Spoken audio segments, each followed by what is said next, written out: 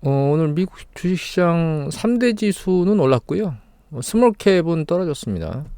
빅스 지수는 증가했고, 유럽장은 전반적으로는 약세였고, 중국장도 좋진 않았죠. 우리나라 1% 정도 튀었는데, 일단 시장을 보면, 일단 이게 인베스팅닷컴의 기사입니다. 주가 왜 튀었냐면 S&P 500 지수가 신고가 경신했는데, 요 녀석 일자리가 연준 기준금리 인하 쪽을 살살살 달구고 있다. 이렇게 얘기가 나왔습니다. 이게 S&P 500 지수. 아니, 이게 저기입니다. 필라델피아 반도체 지수. 그러니까 AI 쪽에 반응을 잘 하고 있는 요게 S&P 500 지수입니다. 나스닥 대식이 사실 요 필라델피아 반도체 지수를 올려놓은 거거든요. 그다음 이 노란 게 요게 뭐냐면 요게 미국의 미드캡 주식들만 모아놓은 거거든요. 추세적으로 내려오고 있죠 지금. 여기는 파란 거 있죠 이거. 보라색이 잡혔나? 파란색. 하늘색이라고 해야 되나요? 이게 뭐냐면 S&P 500 지수는 나스닥은 시가총액으로 잡잖아요. 그런데 이 RSP라고 하는 애는 시가총액이 아니고 다우하고 같은 거예요. 가격 평균을 한 겁니다. S&P의 주식들의 가격 평균을 한 거예요. 시가총액 비중으로 잡는 게 아니고 그냥 이렇게 생각하시면 됩니다. 그날 그 주식들의 가격들을 종가를 쫙 더한 다음에 그걸 주식수로 나눠버리면 그게 가격 가중이거든요. 안 올라가고 있죠. 시가총액이 큰 애들이 얘를 밀어올리고 있는데 그게 AI 쪽이 밀어올리고 있다라고 하는 걸 보여드리기 위해서 하는 겁니다. 요거가 스몰캡입니다. 다 떨어지고 있죠. 그러니까 결과적으로 보면 뭐냐면 시총이 큰 애들의 가격이 올라가는 게 주가지수를 미국 주가지수를 지금 밀어올리고 있고 중형주나 소형주는 대형주 안 따라가고 있다 이런 얘기입니다. 가격으로 해보면 실제로 는 주가는 내려오고 있는 거니까 결과적으로는 시총이 큰 애들이 올라가고 나머지 쪽은 소외되고 있다 이렇게 이해를 하면 되겠죠.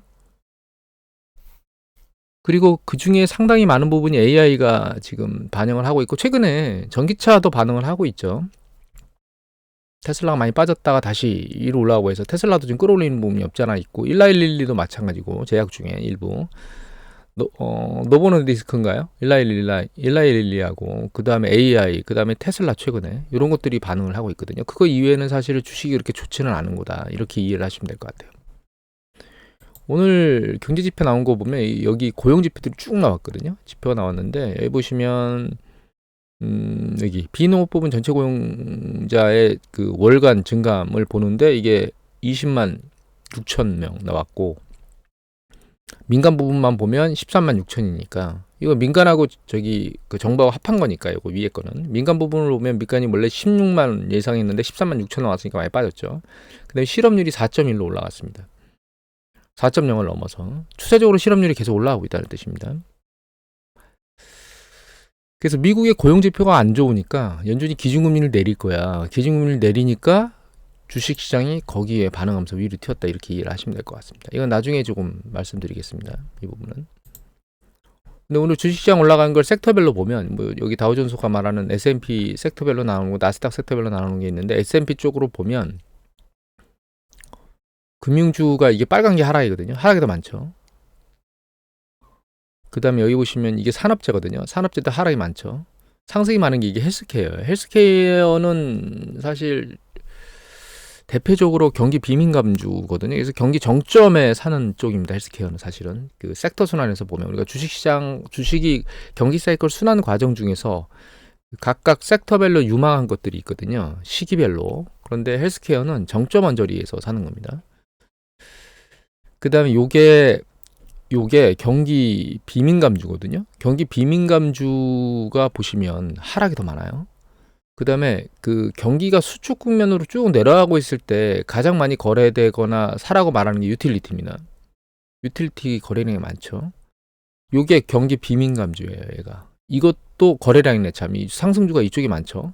그러니까 지금 특이한 거예요. 주가가 미친 듯이 올라가고 있긴 한데 헬스케어나 혹은 유틸리티나 혹은 경기 비민감주들이 이렇게 상승이 많다는 얘기는 이런 쪽으로도 주식이 몰린다는 거거든요. 그러니까 이게 불안하다는 거죠. 쟤네들 던지고 경기 비민감주 쪽이나 혹은 이 정보통신 쪽이나 이쪽으로만 계속 다 몰려 들어가면 괜찮은데, 이게 정보통신은 AI 관련된 사이클이 여기 들어가 있기 때문에, 그 다음에 여기 여기 통신 서비스 같은 경우에는 여기 아마 구글이 들어가 있을 겁니다. 구글, 메타 뭐 이런 쪽. 그래서 결과적으로는 보면 시장이 꼭 윗방향으로 계속 치고 올라갈 것 같은 모양새를 보이고 있지는 않아요. 에너지 같은 경우에는 오히려 여기 전체적으로 25개가 다 아래쪽으로 빠진 뭐 이런 형태를 보인다고 지금 표시가 돼 있는데, 물론 유가가 쭉 올라가다가 내렸거든요. 쭉 빠졌거든요. 오늘 0.52 빠졌니? 쭉 빠진 것도 아니네요. 최근 빠졌는데 이 강도를 유지한다고 생각한다면 에너지주가 이렇게 다 빠져야 될 이유가 있을까요? 에너지 하면 우리가 경기 사이클과 관계가 높잖아요. 그리고 에너지 주식들은 유가와 상관관계가 굉장히 높거든요. 그럼에도 불구하고 이게 비중의 전체 다가 하락 쪽으로 내려갔다면 이거 좀 좋지 않은 건데, 그래서 지금 산업 섹터의 움직임은 주식시장이 계속 추세적으로 밟고 올라가겠다라고 하는 느낌보다는 이게 지금 혼재돼 있다 이런 느낌으로 지금 저는 보이거든요. 여러분들은 어떠신지 모르겠는데. 그리고 또 한 가지는 요게 삼스롤이라 그래가지고 그 실업률 있죠. 예, 실업률이 3개월 평균이 4%를 넘어가면 과거에 경기 수축 국면에 이미 들어가 있거나 시작점이었던 때거든요. 지금 얘가 0.43, 그러니까 4%가 넘은 거예요, 지금. 퍼센테이지가. 이 포인트를 말하는 건데, 그래서 과거에 보시면, 여기 보시면, 볼까요? 이렇게. 여기 보시면 이 포인트가 0.37이죠. 그죠? 여기 볼까요? 자, 여기 시작점 포인트가 얼마예요? 0.33이죠. 여기 볼까요? 여기 시작점 포인트가 0.13이었죠. 뭐 한 여기 볼까요? 여기 볼까요? 좀 높은데? 여기? 그거 0.17이었죠. 그죠? 여기 볼까요? 여기 바닥인데? 여기네 0.07이네. 여기 볼까요? 여기? 네, 여기 0.37이었죠. 지금 이게 0.47이라는 얘기거든요. 0.43이라는 얘기거든요. 이게 과거에 경기 수축 국면에 시작했거나 이미 들어가 있거나 시작점이거나 뭐 이 정도 수준에 현재 와 있는 거예요. 근데 이거는 실업률만 보는 거잖아요. 그래서 실업률 말고 또 이제 중요하게 경기 사이클을 예측하는 게 이건 뉴욕 연준 데이터입니다. 그게 이제 이거 장단기 금리 역전. 10년 국채 수익률하고 3개월 국채 수익률을 가지고 보는 장단기 금리 역전이 경기 사이클의 가능성을 얘기하는 거거든요. 이미 이 정도 레벨에 올라와 있으면 경기 수축은 이미 빠졌어야 됩니다. 그래서 이게 무용하냐 유용하냐 이런 얘기들이 막 얘기가 돼 있는데, 제가 지난번에 말씀드린 적이 있죠. 이거는 현재 진행 중인 거지 아직까지 이 진행이 끝난 거 아니다 이렇게 말씀드린 적이 있습니다. 그 가장 주된 이유는 얘가 이제 밑으로 이렇게 쭉 내려오는 게 기준금리가 아래로 내려오면서 내려오는 거거든요. 그래서 아직 기준금리 인하가 안 됐기 때문에 얘는 아직은 진행 과정 중에 있는 거예요. 그래서 요 지표로 봐도 경기 수축 국면은 이미 들어가 있거나 이제 이미 들어갈 상황에 근접했거나 이런 걸 의미하는 거거든요. 요 지표로만 보면 이미 들어갔어야 됩니다, 사실은. 근데 그리고 요거는 뭐냐면 스무트 US 리세션 프로바빌리티라 그래가지고 이것도 경기 수축 가능성을 측정하는 건데, 이거는 이제 앞에 같은 거는 금리 스프레드하고 그다음에 이거는 고용만 가지고 본 거잖아요. 얘는 여기 보시면 여러 가지가 다 들어가 있는 거예요. 고용 부분하고요. 그 다음에 산업 생산도 들어가 있고요. 그 다음에 개인 실질 소득도 들어가 있고요. 그 다음에 생산하고 무역도 들어가 있습니다. 그래서 이런 것들을 종합해서 미국이 경기 수축에 빠지는 거냐를 측정하는 거거든요. 얘는. 최근 패턴은 어떻게 돼 있냐면 올라오다가 내려오고 있는 패턴을 보이고 있습니다. 최근에 주문 쪽하고, 물론 주문 전체적으로 놓고 보면 아니지만 내구재 주문이 빠른 속도로 내구재 판매하고 주문이, 그러니까 내구재 그 출하하고 내구재 주문이 빠른 속도로 들어오고 있거든요. 그래서 그런 부분까지 전체적으로 감안하고 움직이는 거기 때문에 얘는 지금 추세적으로는 좀 내려오고 있어요. 그러니까 이걸 보면 헷갈리잖아요. 도대체 어떻게 되는 거야 라고 헷갈리는데, 저는 이렇게 이해를 하면 되거든요. 미국이 노랜딩으로 가진 않을 것이다라고 우리가 이해를 해야 된다는 거예요.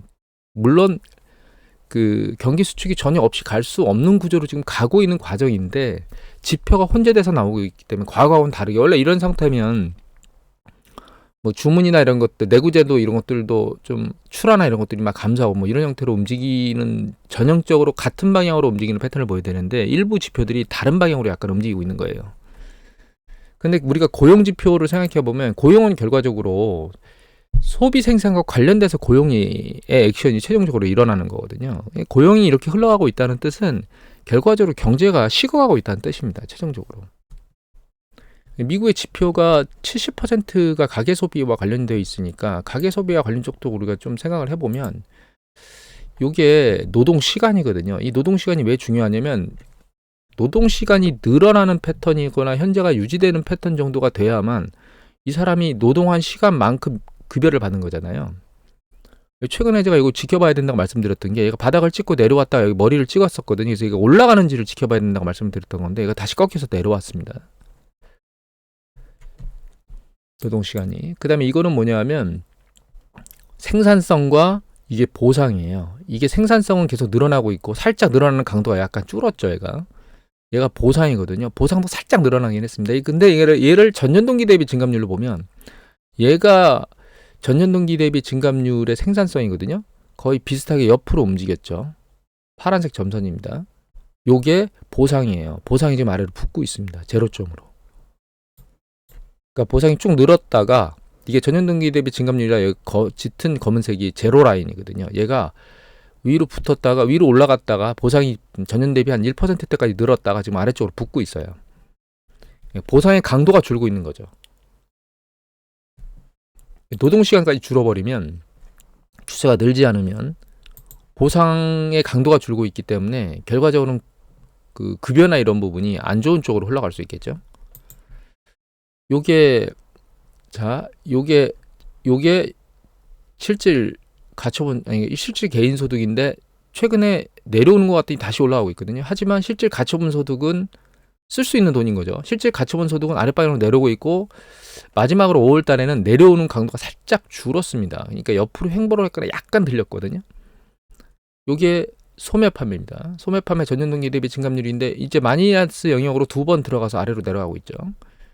요게 그 내구재거든요. 실질 PC 개인 소비 지출의 내구재인데 요거하고 제품하고 비슷한 패턴으로 전년동기 대비 증감률이 움직여요. 그런데 이걸 리얼 PC를 다 안 보고, 그러니까 개인 소비 지출 전체를 안 보고 제품 쪽만 잘라서 보는 이유는 서비스 같은 경우에는 이미 경기 수축이 지나서 안으로 들어간 다음에 꺾이거든요. 그러니까 걔를 보고 있으면 경기 수축이 시작됐는지를 알 수가 없습니다. 그리고 약화되는지를 알기가 쉽지가 않아요. 제품이 먼저 약세를 보이고 그 다음에 합한 PC가 약세를 보이고 그 다음에 서비스가 마지막으로 꺾이는 패턴을 보이거든요. 그 중에 제품 중에서도 좀 돈이 많이 들어가는 내구재 쪽을 중심적으로 보기 위해서 보는 건데 그 이전에, 그러니까 작년도까지만 해도 경제가 안 좋다고 했지만 내구재의 전년동기 대비 증감률은 여기 보시면 큰 폭으로 늘어나고 있어요. 이렇게 실선이 연두색입니다.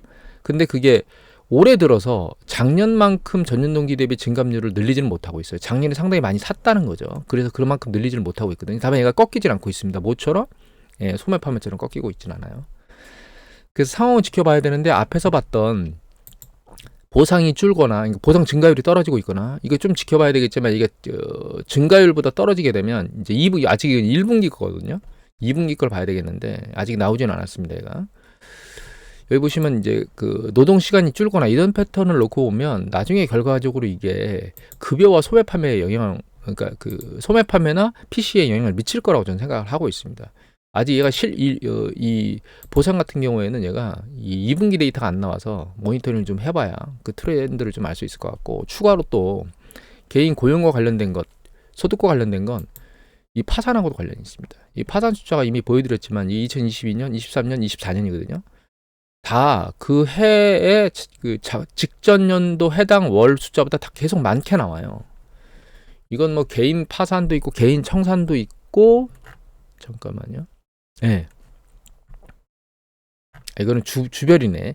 개인 파산도 있고 개인 청산도 있고 다 있는 것 같습니다. 저 여기 안에는. 그런데 이제 챕터 11이라고 하는 게 있거든요. 그게 이제 구조조정인데 그런 것 같은 경우는 기업이나 자영업자들과 관련된 거기 때문에 결과적으로는 그는 고용이, 그러니까 실업을 양산하는 구조거든요. 걔도 역시 이런 패턴을 보이고 있습니다. 그러니까 이거는 고용이 감소하는 패턴을 계속 야기하면서 이 삼수를처럼 고용 지표에 영향을 미치게 될 것 같고, 실업이 늘어난다는 얘기는 결과적으로 어떻게 되는 거냐? 이 고용의 그러니까 개인의 소득의 전체 양에 문제가 생기겠죠.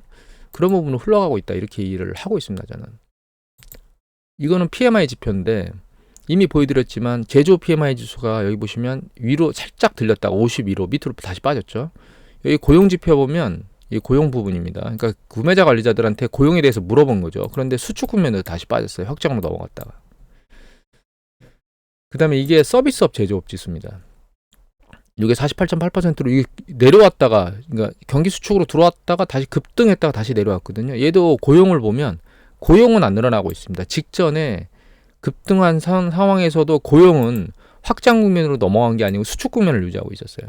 그 다음에 여기 보시면 요번 달에 수축 국면으로 더 빠졌습니다. 아래로. 이 지표들을 어떻게 전문가들이 쓰냐면 여기다 가중치를 둬가지고 향후에 고용에 대한 측정을 하거든요. 그래서 제 기사를 본 걸 하나 참고로 제가 말씀을 드리면 제조업보다는 미국이 서비스업이 더 많아요. 한 7대3, 8대2 정도로 제조업이 그러니까 서비스업이 더 많거든요. 그러니까 가중치를 여기하고 여기는 80%나 70%를 주고 제조업에는 20이나 30%를 주는데 얘가 제조업보다 이게 수축 강도가 센 거거든요. 제조업은 여기 보시면 이게 49.3이지만 수축 강도가 얘는 46.1이잖아요. 그러면 이게 실업을 더 많이 양산할 거라고 예측을 한다는 겁니다. 물론 이 지금 고용 부분을 세부적으로 말씀을 드린 거고 기업 서비스와 제조업에서 야 이거 좀 안 좋은 것 같다라고 느낀다는 거예요. 양쪽 다 심리적으로. 이거는 이미 보여드렸지만 미국의 미시건 심리지수의 기대치거든요. 이거 기대치인데 이 기대치를 보면 여기 보는 것처럼 이렇게 밑으로 추세적으로 내려오고 있죠. 그 다음에 이게 뭐냐면 컨퍼런스 보드 미국에 보시면 요거 이게 기대치거든요. 향후에 요즘 추세적으로 떨어지고 있잖아요.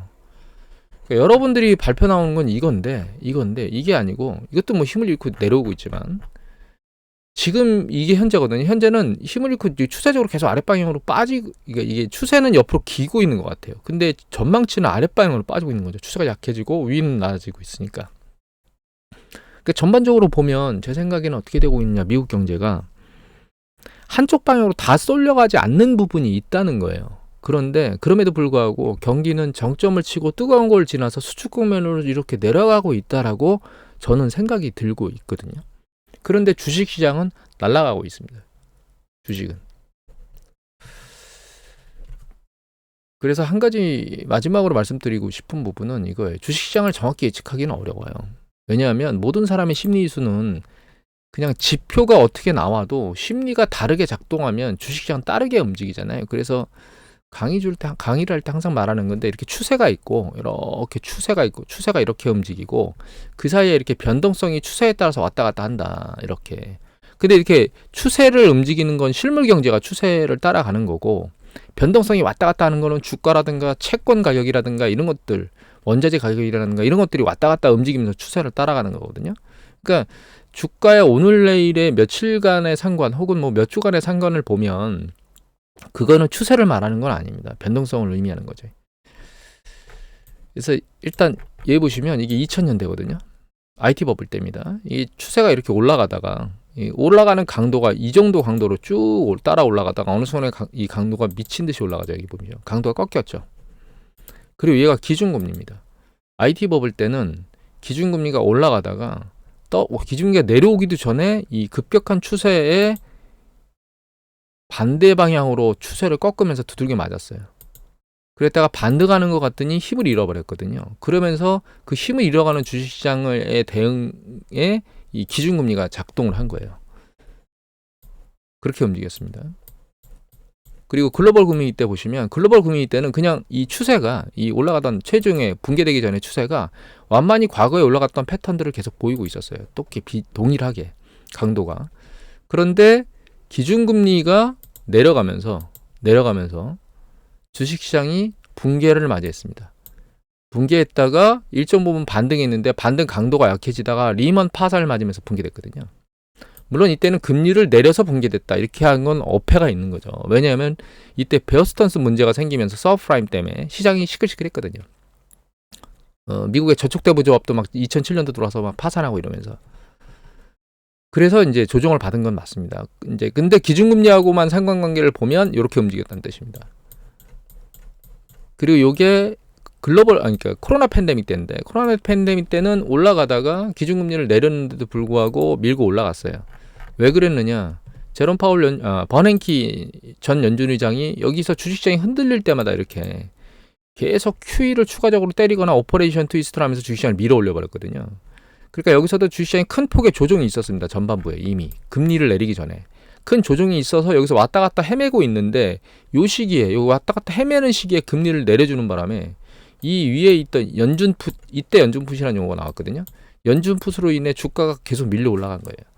그러면서 여기서 붕괴됐습니다. 이건 코로나 때문에 붕괴됐죠. 물론 이 시기에 경제 지표들은 안 좋게 움직이고 있었고, 미국이 부동산 쪽에서 약간 지표가 좋아지는 궤도로 움직이고 있었거든요.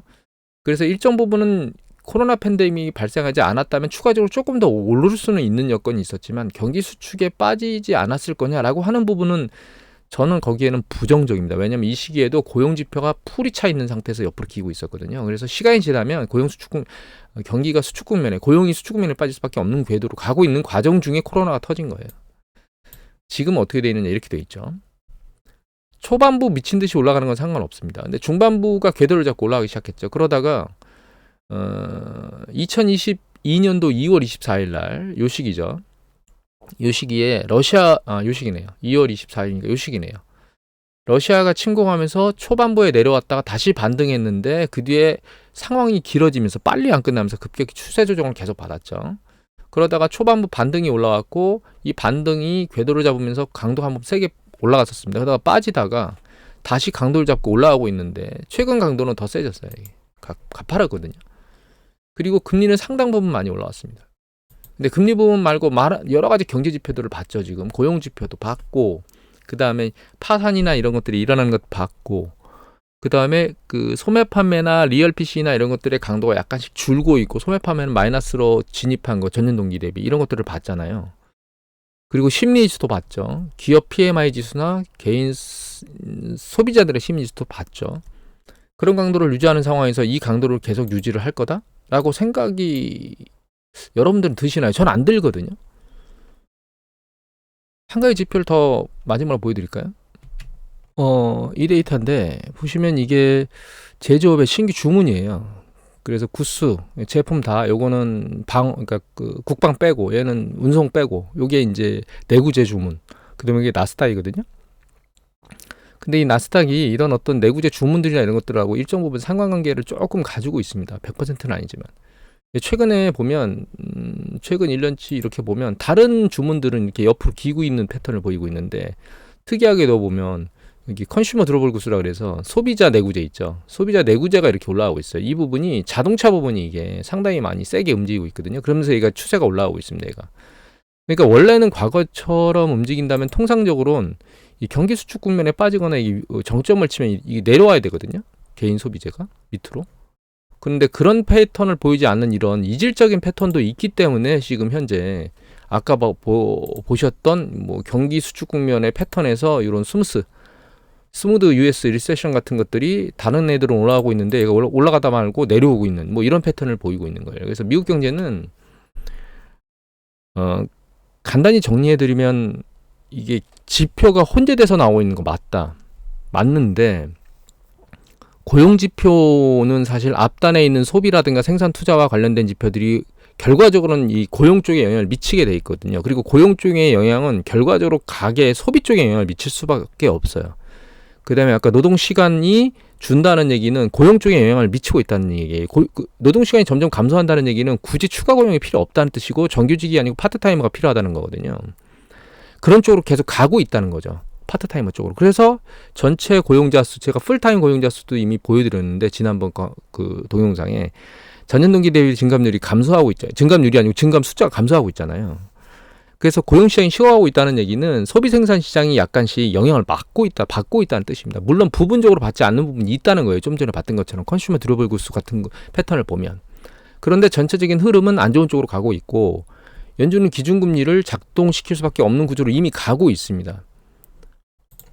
그래서 얘가 내려오게 될 거예요. 그러면 이게 내려올 때 주식시장이 어떻게 반응하겠느냐라고 하는 부분을 우리가 고민을 해봐야 된다는 거죠. 그런데 주가 올라가는 강도가 너무 세다는 겁니다. 조정 없이 꽤 큰 기간 동안 큰 조정 없이 올라갔고 경제 지표는 안 좋은 쪽으로 가고 있는데 그것 때문에 금리를 인하하는 연준이 금리를 인하하게 될 때 과연 주식시장은 그 인하를 받아들이는 게 긍정적으로만 받아들여서 위로 계속 올라갈 거냐라고 하는 부분은 곰곰이 생각해 봐야 된다는 뜻입니다. 그래서 이 동영상 촬영할 때 계속 말씀드렸는지 모르겠는데 수강생들한테는 제 강의를 듣는 그 금융 쪽 종사자분들한테 말씀드렸지만 지금 조정을 안 받고 계속 올라간다 그러면 금리를 인하할 때 조정이 큰 폭으로 올 수 있다라고 하는 부분을 좀 감안해야 될 거라고 생각을 하고 지금 조정이 있다면 그 조정 강도에 따라서 금리를 내릴 때 예전에 그러니까 연준 풋을 받아들이면서 다시 반등을 할 수 있다.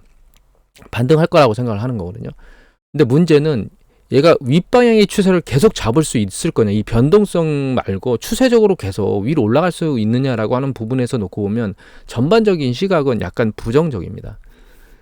그래서 주식시장은 이제 포지션이 많은 분들은 포지션을 줄여야 되는 시기에 점점 근접했거나 아니면 지금 이미 와 있는 상황인 것 같고 혹시 매수를 할까라고 하는 생각하는 부분들은 정말 매수를 하고 싶지만 하고 싶더라도 조금은 참았다가 조정 시에 그나마 매수를 하는 게 낫지 않을까. 물론 그게 반등한 뒤에 어떻게 해야 될지에 대한 부분은 전 개인적으로는 반등 시에 매도를 해야 된다고 생각을 하고 있고 전체적으로 미국 경제는 지금 경기가 수축 국면으로 점진적으로 진입해서 들어가고 있다라고 하는 부분이라고 생각을 하고 있습니다. 그 수축 국면 이후에 경기 수축이 빠를 거냐 말 거냐 기준금리를 몇 번이나 내릴 거냐 그다음에 경기 수축 과정 중에 주식시장이 어떻게 반응할 거냐 이런 부분들의 전반적인 거는 지금 정확하게 답변을 드릴 수가 없어요.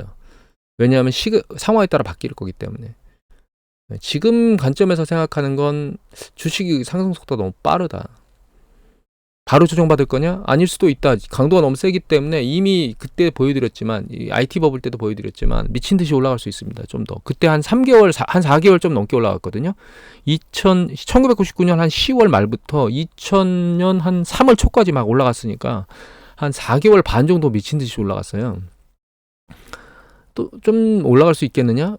예, 그럴 수도 있다는 생각을 합니다. 개인적으로는. 하지만 이게 지금 마지막 파이널 액션을 하고 있는 거 아니야. 물론 AI가 지금 살아서 계속 움직이고 있는데 엔비디아가 한번 쭉 올라가다가 약간 멈춰서 멈칫멈칫하고 있고 다른 애들이 지금 막 떠받치는 행동을 하고 있잖아요. 그래서 AI가 궤도를 계속 밟을 수 있을 거냐에 대한 부분은 좀 물음표인데 좀 더 지켜봐야 될 것 같은데 제가 어제 골드만삭스의 그 얘기를 보여드렸잖아요.